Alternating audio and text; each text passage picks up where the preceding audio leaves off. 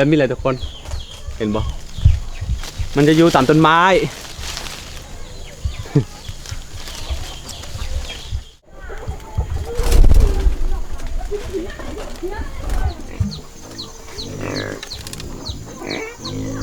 เฮ้ยจิ้มไฮโดรอ่ะไป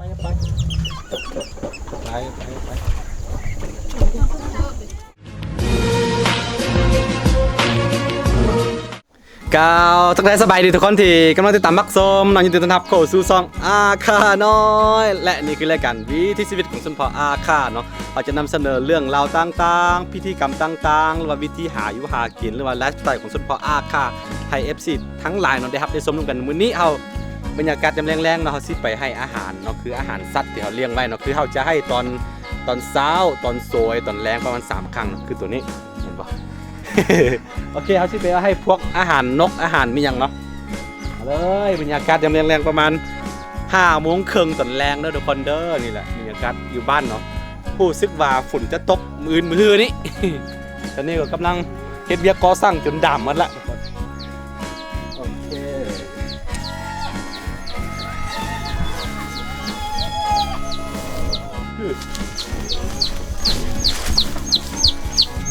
ถึงนี่อะไรคืออันนี้ดีแล้วก็คือทำ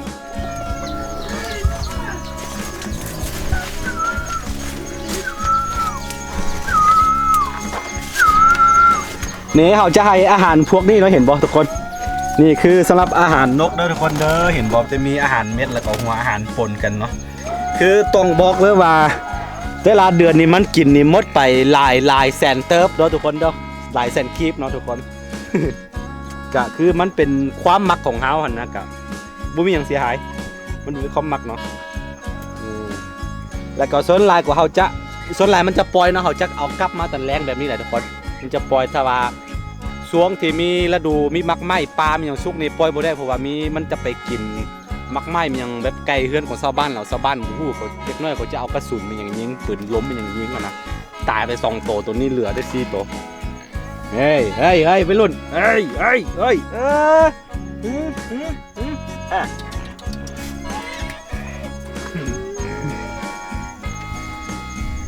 เคมา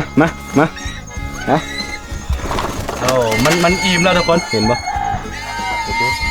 ได้อะ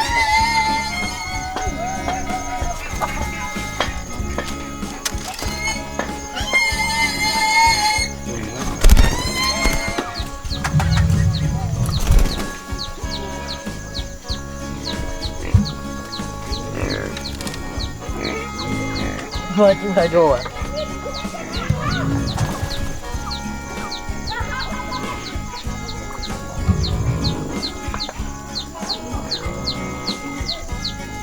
ตอนนี้ก็มันจะหา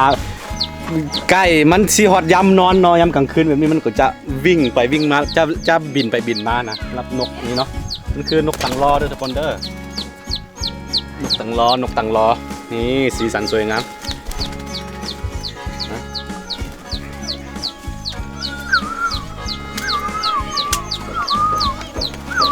เห็นปะตัวใหญ่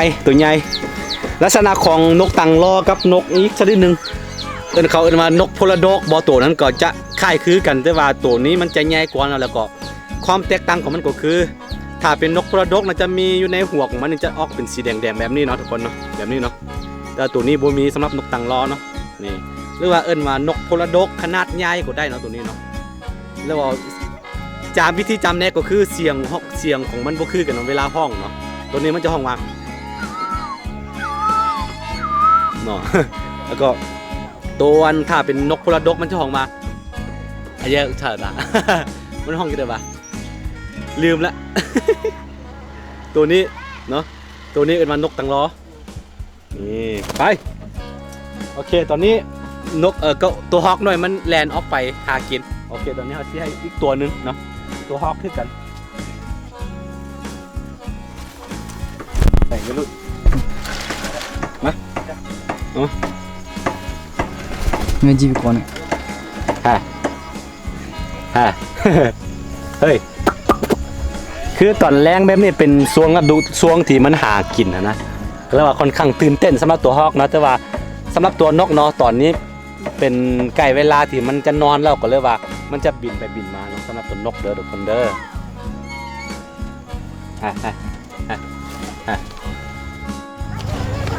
นี่คือจะเป็นสัตว์เลี้ยงส่วนใหญ่เขาจะเลี้ยงชาวบ้านเขาจะเลี้ยงเป็ดเลี้ยงไก่กันแต่ว่าเขาจะเลี้ยงพวกนี้แหละทุกคนสัตว์ป่าเนาะมักเลี้ยงคือกันเป็นคนที่มักนะเมื่อก่อนเคยมีเป็นร้อยๆตัวเป็นหลายร้อยตัวคือกันเนาะแต่ว่าเขาปล่อยไปหมดนี่อย่างในพวกนี้ก็ถ้าผู้ใดได้เคยติดตามแต่ตอนแรกๆเนาะเอามันคือต้นที่มันเห็ดหูอยู่เนาะส่วนใหญ่มันตัวนี้มันจะเห็ดหูอยู่พงไม้เด้อทุกคนเนาะไม้ที่ตายแล้วนะพอดีพายุมามันก็ล่มลงเนาะตอนอ้อแดงๆอยู่แล้วเขาก็เลยว่าเอามาเลี้ยงนี่ตอนนี้ก็ใหญ่เป็นเบาเป็นเสาหมดแล้วทุกคนทีแล้วก็มันบ่ยอมไปเลยเพราะว่ามันถึกเลี้ยงมาแต่น้อยเนาะก็เลยว่าค่อนข้างหากินบ่เป็นนะส่วนใหญ่ก็เอาจะอาศัยแบบนี้แหละแล้วเกี่ยว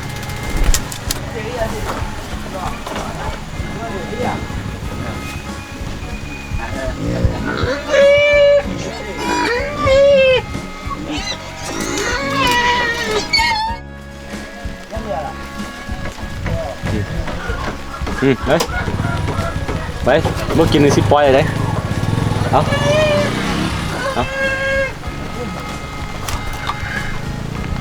เอามาเฮ้ยฝนตกตอนนี้ฝนมาทุกคนเอ้ยฝนเนาะมา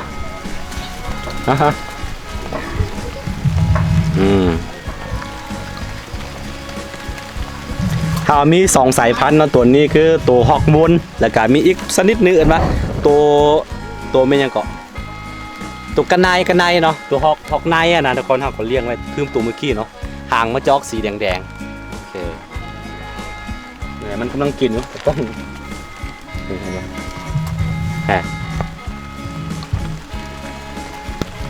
เฮ้ย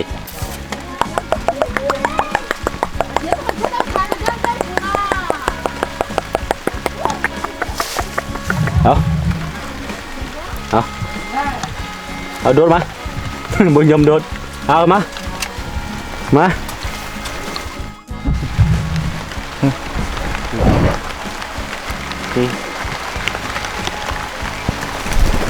เอา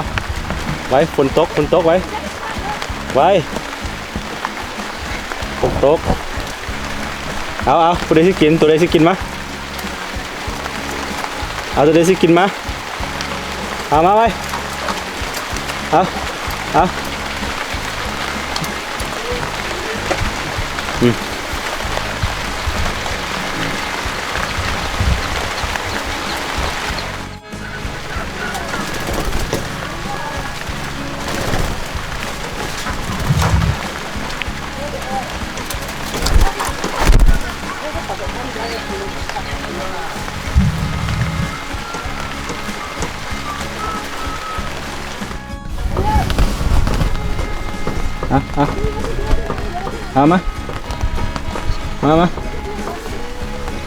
มาฝนตกฮะมาก็เสร็จแล้ว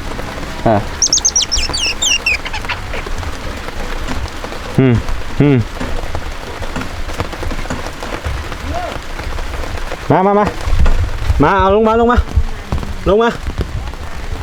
ไว้สิคำแล้วไว้ลงมาเอาเอ้ยฝนตกนี่นะลงมาเอาไว้เอาลงมาเอากินอันนี้ก่อนไว้ไปเอาลงมา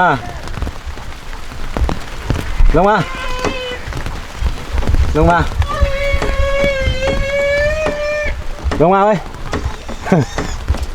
มันย่านตัวน้อยเลยทุกคน เอาแล้ววะย่านเซยมันคือคนละสายพันธุ์กันเนาะก็เรียกว่ามันย่านป้อนเอา เอามาเอ้ยมามาเอาไปตัวนี้มัน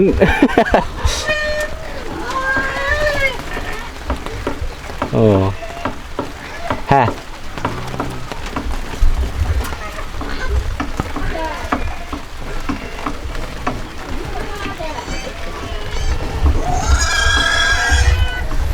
นะคือสำหรับนกนอนสวนลายตอนแรงๆแบบนี้มันบ่ค่อยกินอาหารเพราะว่ามันเกี่ยมนอนเนาะมันจะกินกับตอนซวยกินลายสุดแล้วตอนซวยกับตอนเศร้าเนาะตอนแรงบ่ค่อยจะกินมีได้พวกตัวฮอกนี่กินตอนแรงลายกับตอนเศร้าเนาะตอนซวยบ่ค่อยกินนะมันต่างกันเนาะเวลากันกินของพวกสัตว์แต่ละประเภทนี่ตอนนี้มันก็หาบนนอนกว่าประมาณประมาณ7 โมงพุ่นแหละมันจะบินไปบินมาจนหาที่นอนได้แหละก็อันนั้นเนาะมันจึงนอน มาถ้าเราเอาไปปล่อยน้ำไก่เนาะหรือว่าเวลาเราจะปล่อยออกไปข้างนอกเนาะสำหรับนกต่างล้อนี่มันจะไปตีกับอันพวกไก่นะไก่บ้านนะทุกคนเนาะ มันจะตีกันได้ทุกคนมันค่อนข้างดุเอามา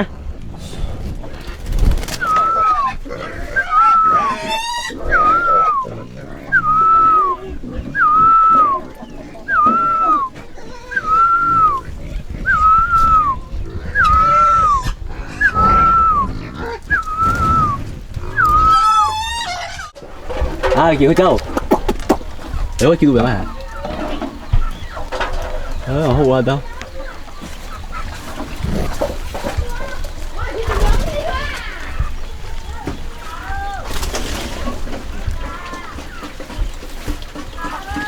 โอเคทุกคนอันนี้ก็จะเป็นสัตว์เลี้ยงสำหรับค่อยเนาะคือ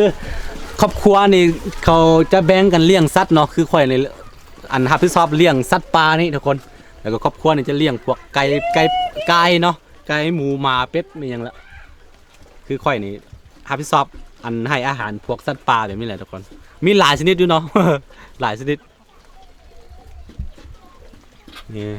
ตอนนี้ก็ฟ้าหลังฝนหลังจากที่ฝนตกแล้วมันก็สำหรับนกมันจะหาที่นอนแบบนี้แหละโอเค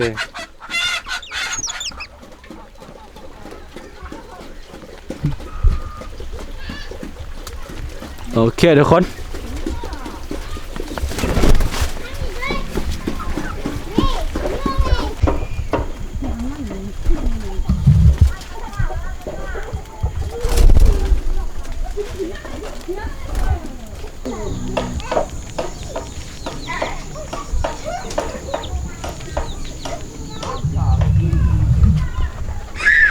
นี่มีนกตัวหนึ่งกำลังซีนอนนี่พี่เห็นปะบวกกับตัวนี้อย่าไปเด้อแล้วก็มีตัวฮอกตัวหนึ่งมันปิ่นขึ้นไปทั้งเทิง อย่าไป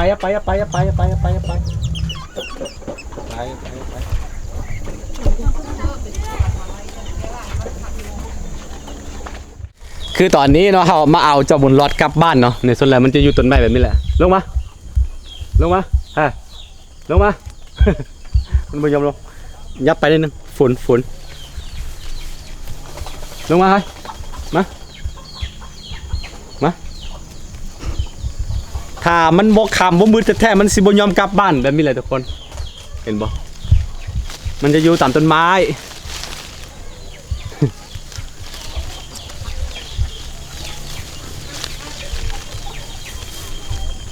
นับมือนับดื้อเนาะถ้าเฮาบ่มัดไว้นี่บ่ได้เริ่มแล้วแบบมันเริ่มห่วงเฮาเนาะแล้วก็สิไปกัดเด็กน้อยนะเด็กน้อยผู้ใดมาใกล้บ่ได้เลย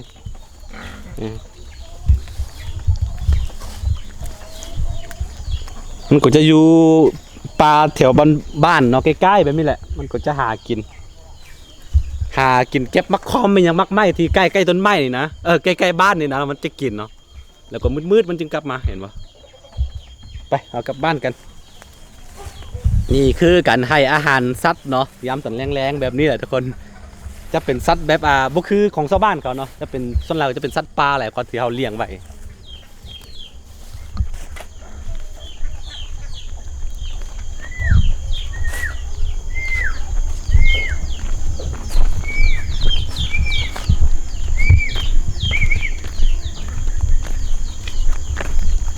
โอเคทุกคนสำหรับคลิปเนี่ยก็จะเป็นคลิปแบบว่าบ้านๆเนาะการให้อาหารสัตว์เนาะการเอาสัตว์กลับมาบ้านเนาะประมาณนี้เนาะทุกคนเนาะไลฟ์สไตล์ของข่อยอาจจะแตกต่างจากผู้อื่นหลายพอสมควรเนาะ บ่คือไฟเพราะว่าเฮาคือคนบ้าเนาะโอเคถ้าใครมาคลิปแบบบ้านๆก็อย่าลืมเนาะกดไลค์กดติดตามซองค่าน้อยว่าเนาะเวลาข่อยลงคลิปเราจะได้เห็นก่อนไผเนาะโอเคเดี๋ยวเจอกันในคลิปหน้าสำหรับคลิปนี้ไปก่อนพี่น้องสบายดีโอ้ยตก เฮ้ย มา